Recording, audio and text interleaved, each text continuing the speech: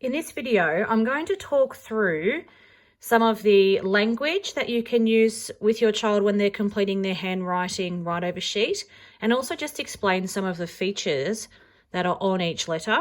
So if you can see here on the letter A, there's the starting dot with the number 1 with the arrow going down, then a cross, which means that's where you lift your texter or pencil. Number 2, down, lift, and 3, across, lift. Now I'll just model that with my texter and say it as I'm going, okay? Down, lift,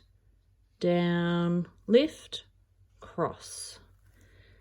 And I will often say the direction as I'm writing it while modeling to the kids, so you can do that too. So the letter A, around, up, down, flick. The letter B, down, lift, around, around.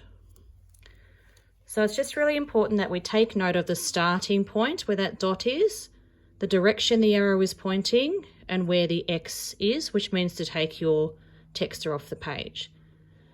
Down, up, flick. C, around. Okay, and if you come down, if we skip a couple and come down to say the letter K, where we've got a down, lift, down, down.